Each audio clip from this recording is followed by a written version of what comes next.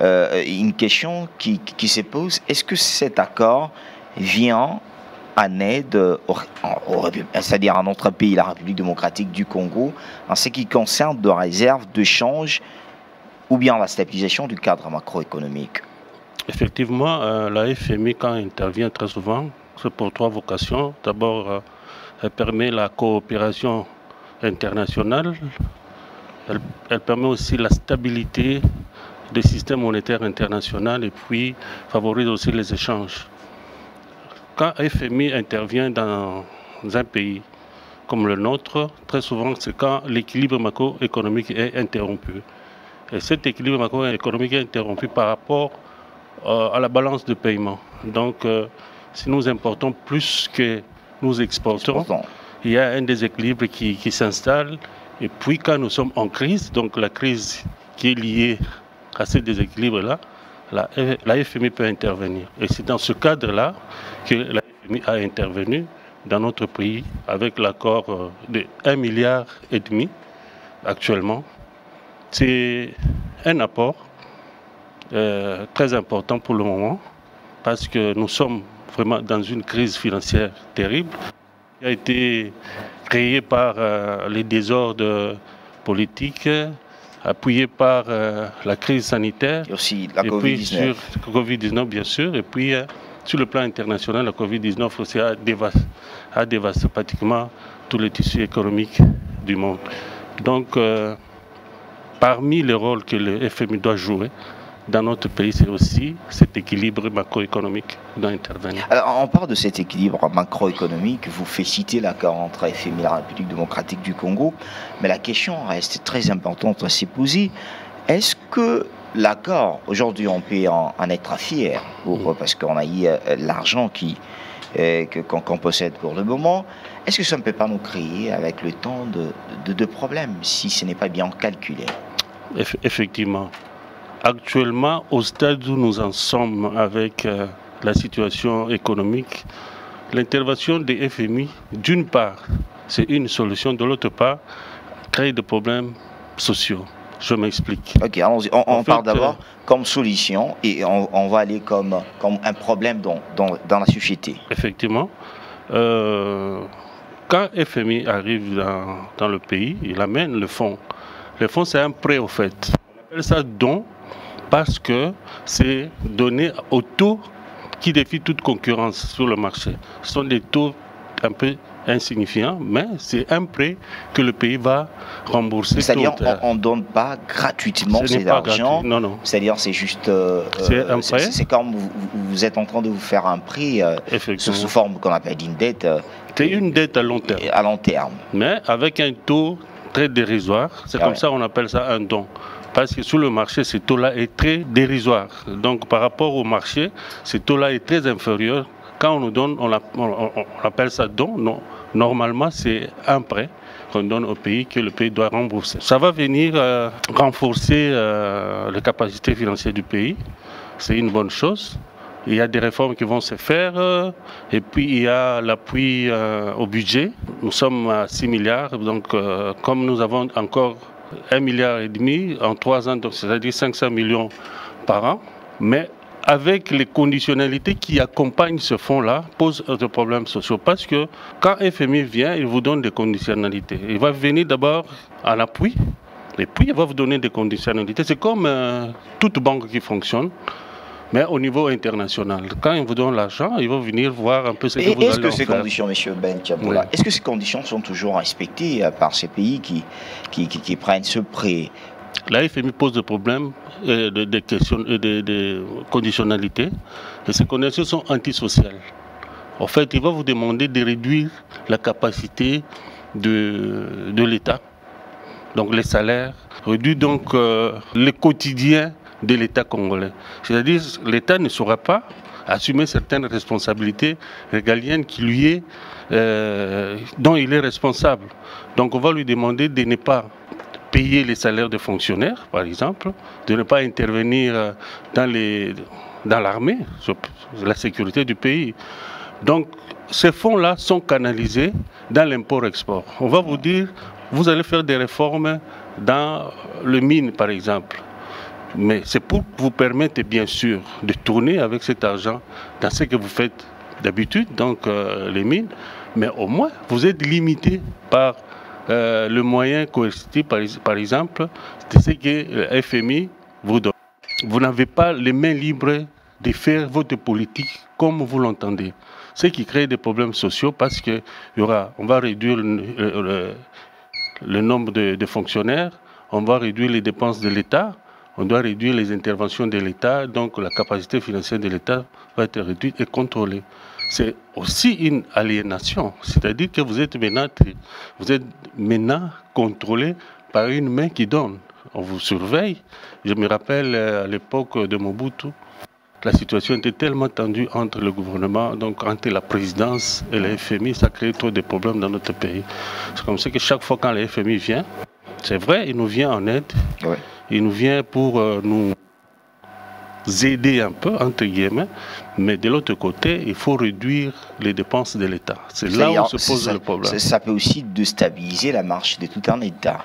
C'est prêt que les FMI nous donnent en matière de... Non, c'est le comportement au fait de l'État qui est mis en cause. Très souvent, dans le cadre macroéconomique, les intervenants, entre autres, donc les ménages, les entreprises, il y a aussi le gouvernement. Les entreprises sont rationnelles, ils utilisent leurs fonds rationnellement. Mais ce qui cause plus souvent les décalages et les déséquilibres, ce sont les dépenses de l'État. L'État a un budget. À un moment donné, il y a des recettes et les dépenses.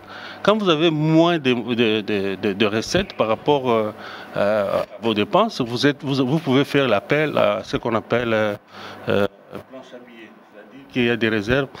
L'État va demander, il va faire une demande à la Banque centrale de lui faire des avances. Ah ouais. Et ce sont ces avances-là qui créent des problèmes d'inflation. La FMI, quand elle vient, elle vous dit que non, écoutez, vous devez vivre selon votre budget.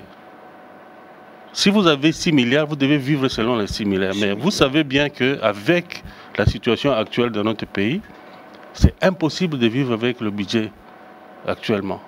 Donc le budget est tellement minime qu'on ne peut pas faire face à tous nos besoins nationaux, tout comme le besoin local.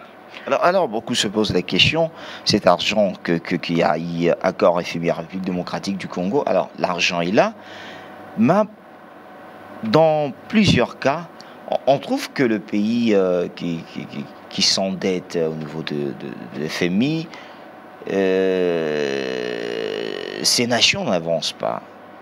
Effectivement, la vocation des FMI, ce n'est pas pour développer un pays. C'est pour d'abord équilibrer le cadre macroéconomique. Mais pourquoi beaucoup de gens, parce que souvent nous sommes habitués en Afrique, quand on cite que le FMI a donné tel montant d'argent, on voit les gens être contents. D'abord c'est un prêt. C'est un prêt, on n'est pas obligé d'en être fier, c'est un prêt. Et puis le pays va rembourser à un moment donné. Ce fonds-là ne vient pas pour développer le pays. Il vient pour stabiliser d'abord, stabiliser le cadre macroéconomique. C'est-à-dire c'est comme un corps humain où il y a peut-être trop de sang, peu d'eau, et peut-être une grosse tête, permettez-moi le terme, quelqu'un qui a une grosse tête ou un grand ventre, on dit que non, il doit faire par exemple les Jeux olympiques. On dit non, il faut d'abord le recadrer, il faut d'abord l'ajuster. Il faut qu'il travaille, qu'il élimine les graisses, diminue un peu le poids et tout ça. Maintenant, quand tu es en forme pour concourir, maintenant on peut te mettre en cause. Donc la FMI vient pour stabiliser d'abord le cadre macroéconomique. Tous ceux qui viennent vont faire des réformes, surtout dans le secteur minier, surtout dans le secteur des dépenses de l'État, très souvent. C'est la Banque mondiale qui vient maintenant avec la vocation de développer le pays. Tu vois? Donc, la FMI se limite juste à stabiliser. C'est pour cela que je posais la question. Mais pourquoi beaucoup de pays qui prennent l'argent des FMI n'arrivent pas à céder c'est-à-dire on rencontre toujours de problèmes, soit de retourner cet argent, d'obéir à certains principes ou bien certaines règles que le FMI a données. surtout dans le pays subsaharien. Donc il n'y a aucun pays dont la FMI a intervenu et puis ce pays s'est développé. Je viens de le souligner tout à l'heure que le FMI n'a pas vocation de développer un pays, mais c'est de stabiliser. Ah oui. Stabiliser quoi au fait? Si le pays est en déséquilibre entre ses dépenses et ses recettes, ces déséquilibres viennent très souvent du fait que nous importons tout ce que nous consommons et nous exportons tout ce que nous produisons. C'est ce qu'on appelle, ça crée ce qu'on appelle l'inflation importée. On importe une inflation. Alors quand il y a des crises internes, comme causées par la Covid-19, la FMI peut nous venir en aide, mettre un programme en place. On appelle ça un programme de FMI. C'est-à-dire que ça peut vous permettre pour un temps, 2 ans, 3 ans, de vous permettre de vous stabiliser. Économiquement. Mais, économiquement, oui. Mais il y a des politiques internes que le gouvernement doit mettre en place pour relancer l'économie. Lui, il vient tout simplement, il va stabiliser tout simplement. Ces fonds-là ne sont pas là pour la promotion sociale, pour le développement du pays, pour créer des emplois, non. C'est d'abord dans les réformes des secteurs qui va nous permettre de retourner cet argent. C'est comme ça que certaines analysent, vous à la FMI, ce rôle-là de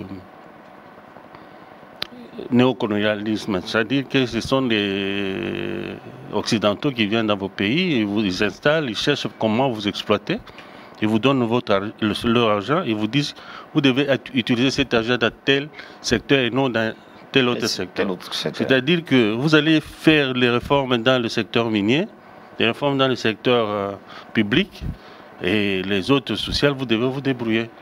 Donc ce sera à tort de croire que la FMI vient apporter une solution définitive dans un pays. C'est comme ça que quand il y a trop d'espoir et que les gens voient la FMI venir, c'est comme un bouffée d'oxygène bien sûr, mais au fond, il n'y a pas cette attente.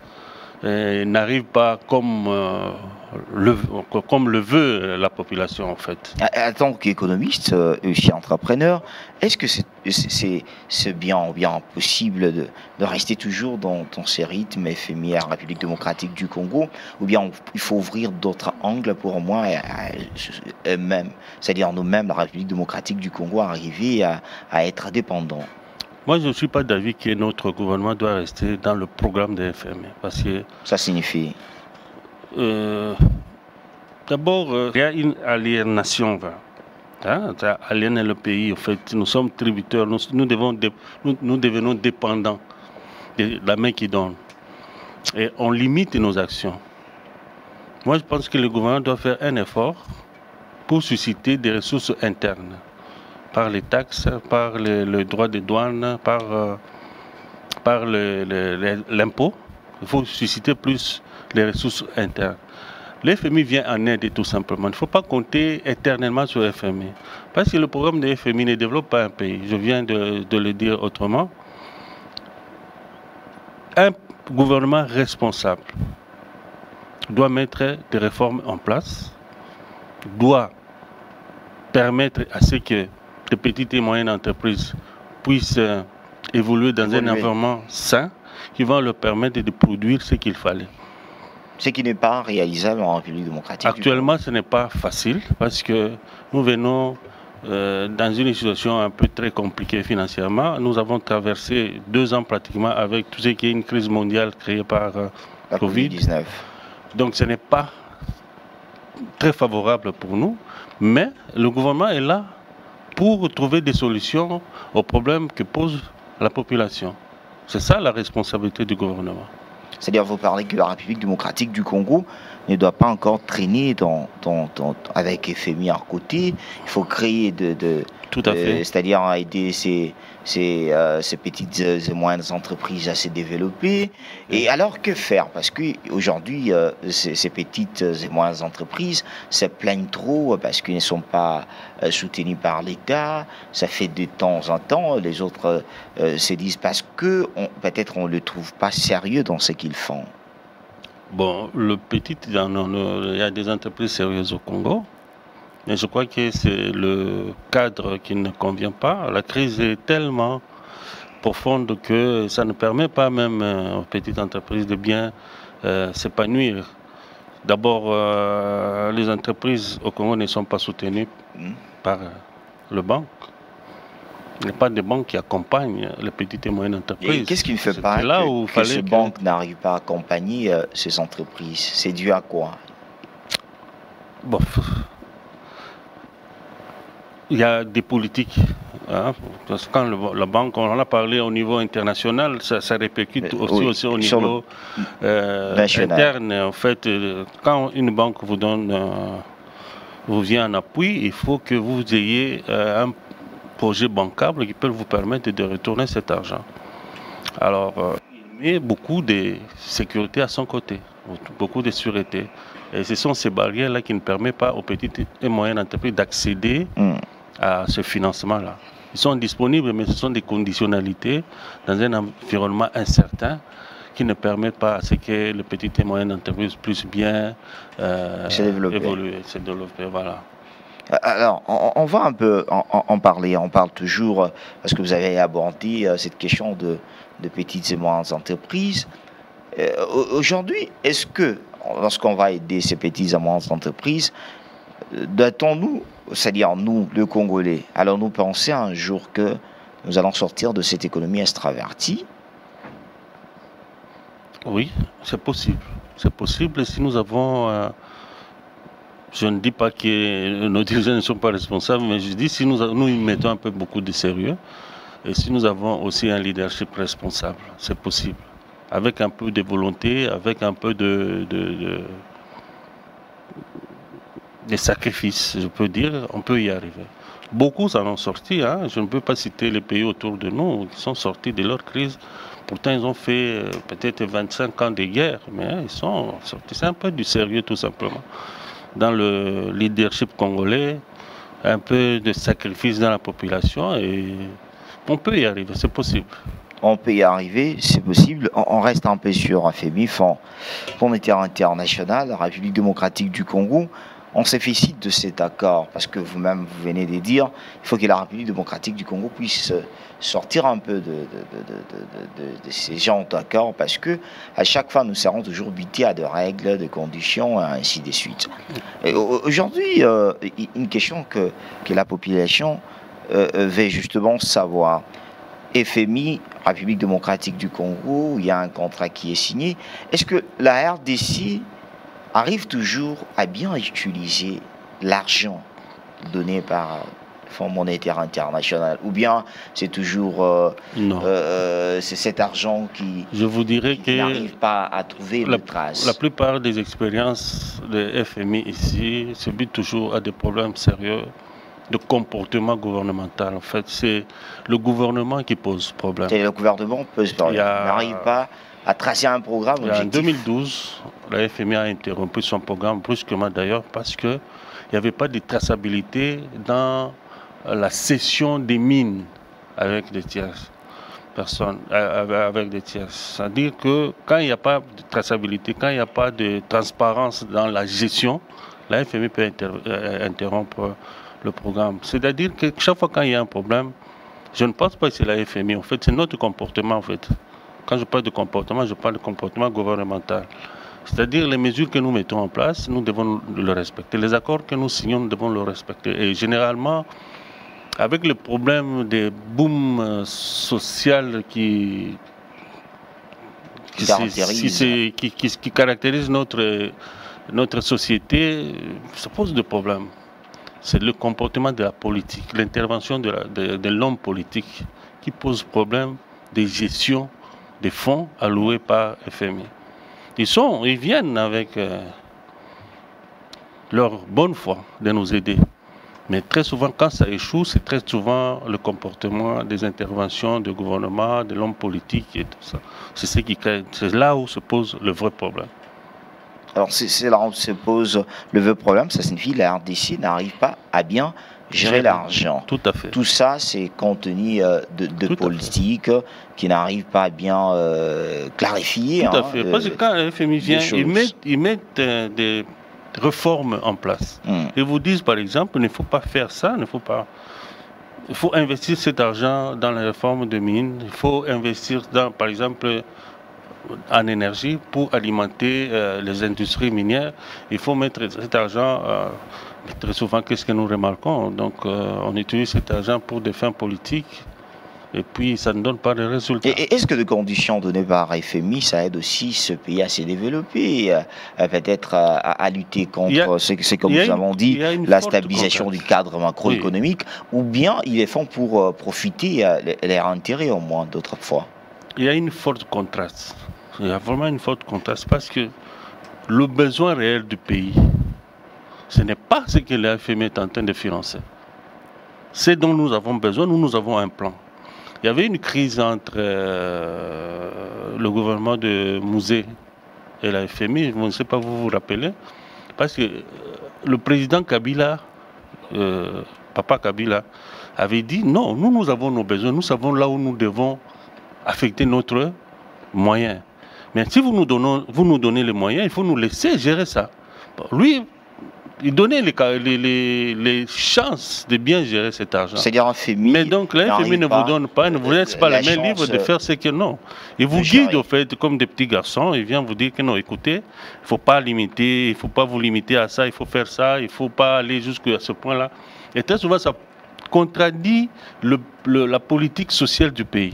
C'est en contradiction toujours avec la politique. Puis on va vous demander de réduire les charges, en fait, de ne pas payer les fonctionnaires, en termes clairs, de ne pas payer les fonctionnaires, de ne pas engager des dépenses de fonctionnement du gouvernement, de ne pas faire des dépenses de calamités, par exemple. Mais on vous dit, vous avez l'argent, mais vous devez mettre ça dans la production, et uniquement dans la production.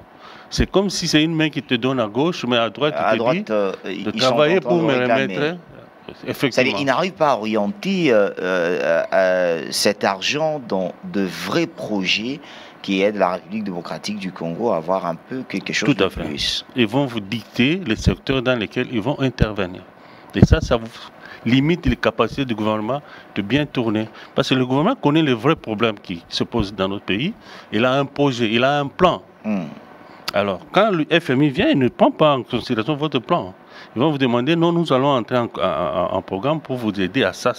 Mais ça vous permet tout simplement de tourner dans les secteurs de mines, de faire des routes qui vont acheminer les minéraux.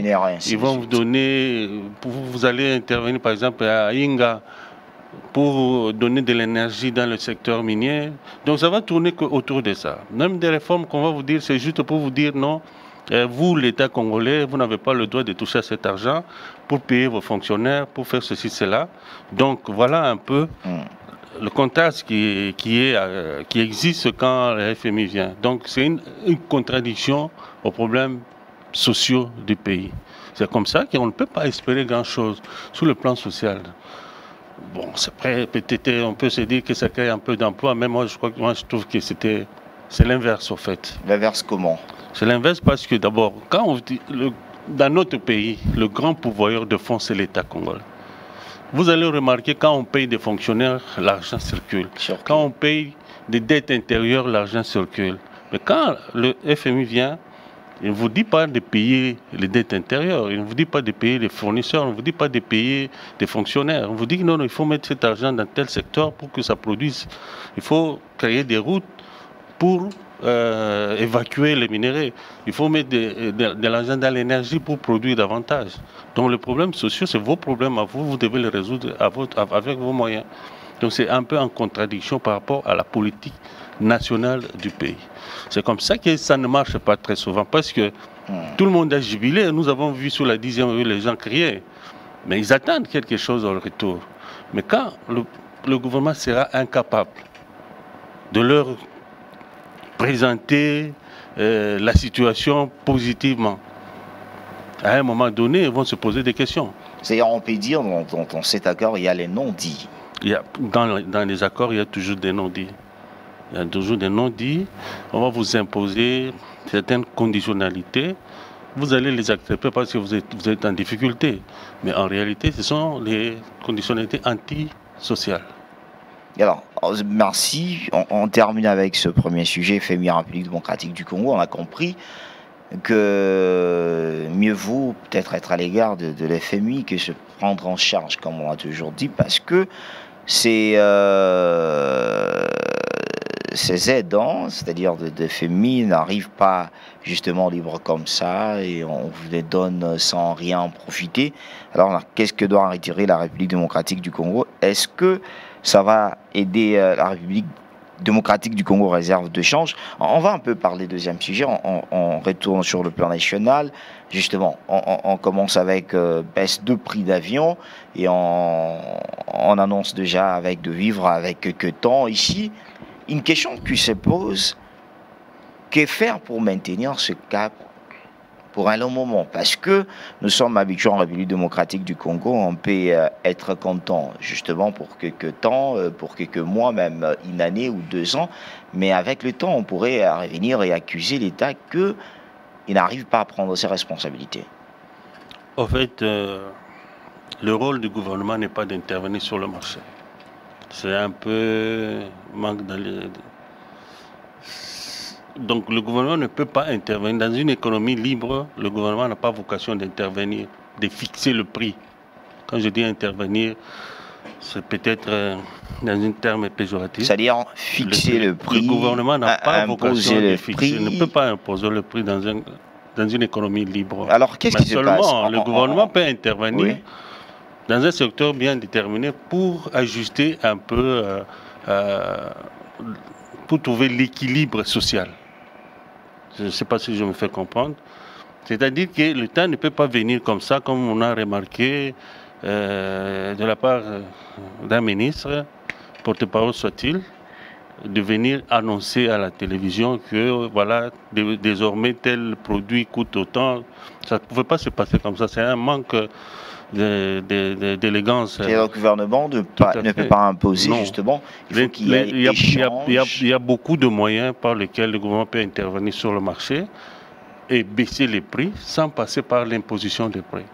Mais effectivement, la fin justifie le moyen. J'étais content parce qu'ils sont arrivés par une négociation à trouver des solutions apaisées. Je viens de vous dire ici, dans toute négociation, il y a les non-dits.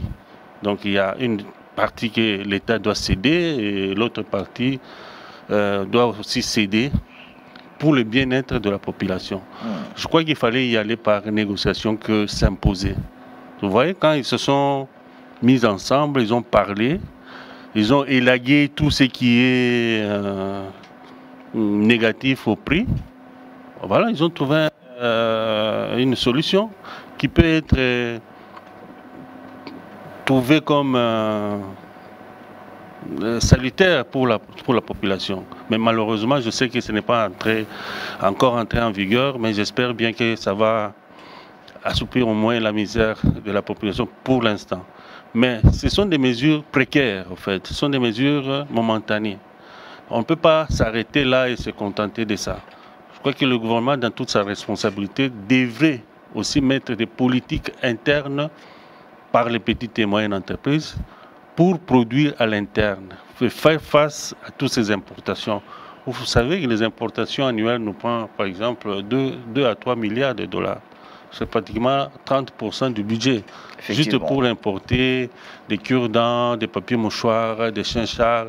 Ce sont des choses qu'on peut fabriquer ici si jamais on mettait à la disposition des petites et moyennes entreprises des moyens nécessaires et un cadre sain qui peut leur permettre de s'épanouir et de produire. Donc on ne peut pas se limiter tout simplement à imposer le prix. Je crois que l'État doit faire plus d'efforts dans la production interne que vouloir tout simplement s'imposer sur le marché. Alors que faire pour avoir une bonne production interne? Parce que vous parlez que... Il faut stimuler les petites et moyennes entreprises, il faut les financer, il faut créer des infrastructures, de routes qui peuvent permettre à relier les points de production aux points de consommation. Il faut leur donner des moyens, des moyens financiers pour leur permettre de tourner. Il faut. Donc, tous ces problèmes sont connus. Je crois que c'est juste une volonté politique à mettre cela en œuvre. Les entreprises sérieuses existent dans notre pays. Il y a des productions dans les Bas-Congo ici, il y a des productions sur le plateau qui alimentent Kinshasa.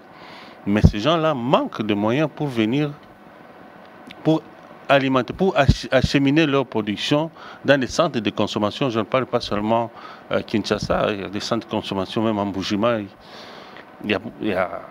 On n'a pas favorisé beaucoup de production interne. Quelques entreprises qui faisaient leur agriculture là-bas ont pratiquement disparu parce que la crise est tellement accrue qu'ils sont venus dans des centres où les choses semblent un peu tourner. C'est tout ce que vous voyez ici en train de faire la moto, c'est la main-d'œuvre qui était dans le Kasaï en train de produire. Parce que localement, il n'y a pas une politique qui peut leur permettre de s'épanouir. Ils cherchent d'autres domaines qui peuvent leur permettre de survivre. C'est comme ça que toute cette main-d'œuvre-là, qui était dans le champ, dans les mines, s'est déversée dans les grandes villes et commence à faire le moto. Alors, ils commencent à faire de moto. On parle un peu baisse de prix d'avion. Vous avez parlé que le gouvernement doit prendre ses responsabilités. Mais nous sommes déjà habitués à ce genre de comportement d'où on peut vivre qu'une année ou quelques mois.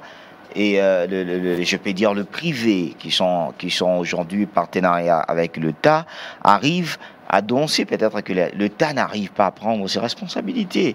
Alors nous, on reprendre à zéro avec ce qu'on a eu à connaître comme peut-être on prend le temps de prix de billets, ou bien l'État doit au moins faire de manœuvres pour maintenir le cap. En fait, je venais de le dire tout à l'heure ici qu'il y a des non-dits dans les négociations.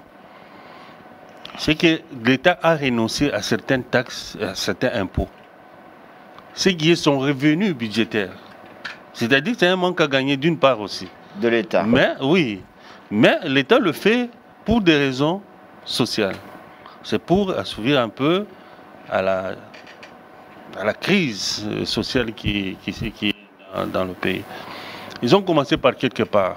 C'est vrai que la baisse de prix de billets n'a pas d'impact social, n'a pas d'impact très populaire dans la société. Comment ça parce que beaucoup se plaignent avoir trop de pensées quittant Kinshasa al Lubumbashi, de penser trop d'argent. Combien de gens voyagent chaque mois?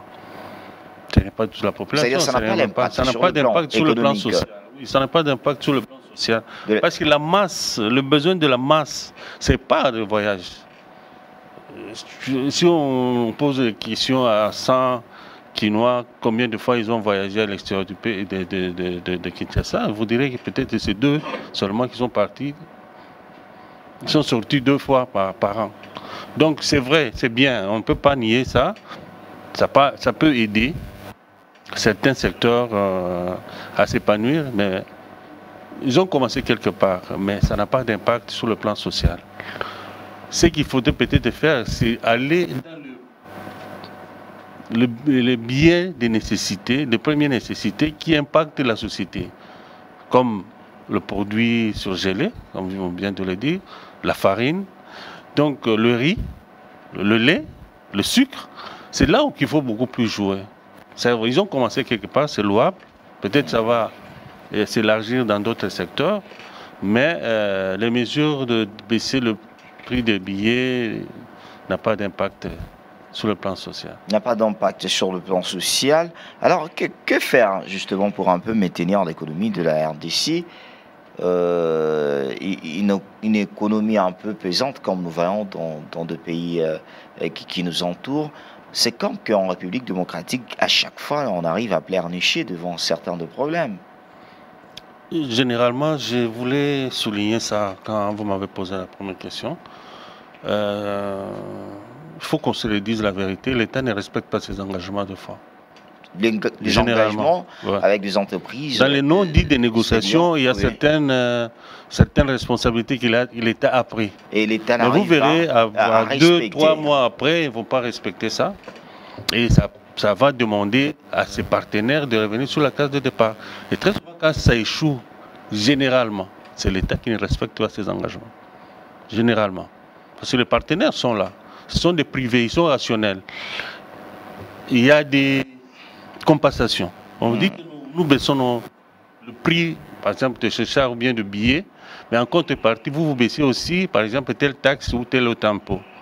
Mais nous sommes là, nous observons. Si chaque partenaire respecte ses engagements, ça peut aller jusqu'à long terme, moyen terme jusqu'à long terme. Mais dans l'entretemps, l'État fait un effort pour élever l'offre aussi. C'est-à-dire que l'État va améliorer la société d'aviation qui est là, jusqu'à c'est comment encore, Congo Airways. Ils peuvent doter des Congo Airways de certains avions, peut leur permettre d'intervenir sur le marché. Parce qu'actuellement, l'État ne pèse pas sur le marché d'aviation. Il n'a que 2 avions, je peux dire. Mais ses concurrents, ils ne pèsent pas trop. Mais si aujourd'hui l'État peut fournir à Congo Airways 10, même 20 avions, mais ça va avoir de l'impact directement. Tout en prenant ces mesures-là précaires, l'État joue de l'autre côté son rôle de fournir le moyen nécessaire à ces entreprises pour que sur le marché, qu'il y ait de l'impact. C'est la même chose pour tous les autres produits aussi. Si les partenaires ont accepté de baisser le prix, c'est en contrepartie, il y a des taxes et impôts que l'État a cédé.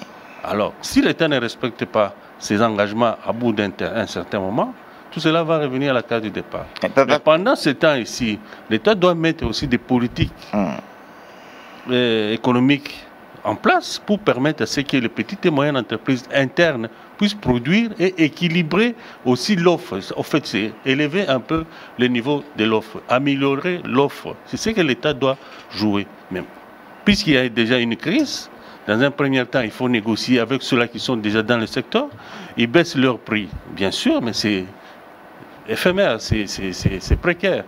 Mais l'État doit jouer à fond pour faire une structuration sur le plan économique, enfin, des produits à l'intérieur du pays pour rehausser un peu l'offre. Et quand l'offre augmente, ça diminue tout simplement le prix, parce que si plus l'offre augmente et que la demande reste stable, donc ça va diminuer le prix.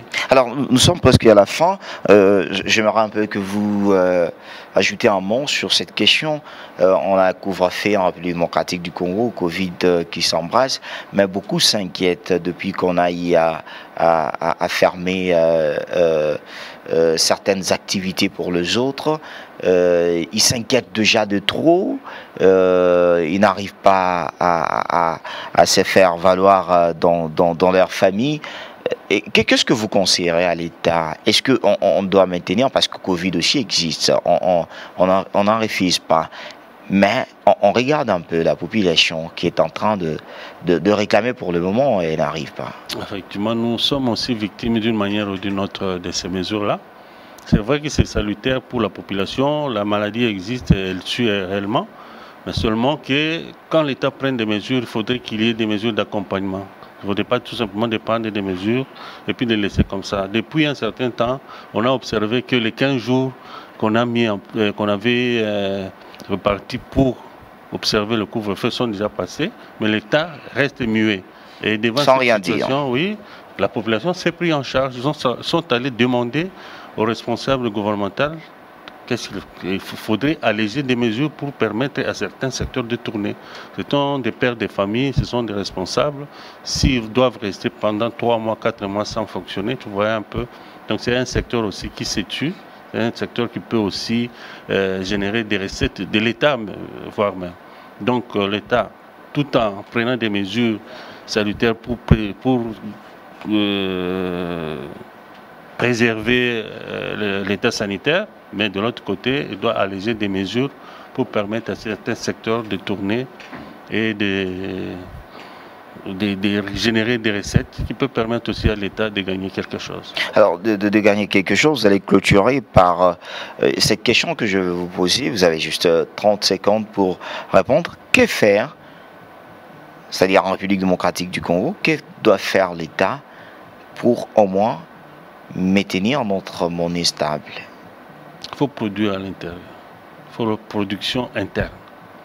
Il faut stimuler les petites et moyennes entreprises à l'intérieur pour le produit. Ce n'est pas magique, c'est faisable et c'est la seule solution.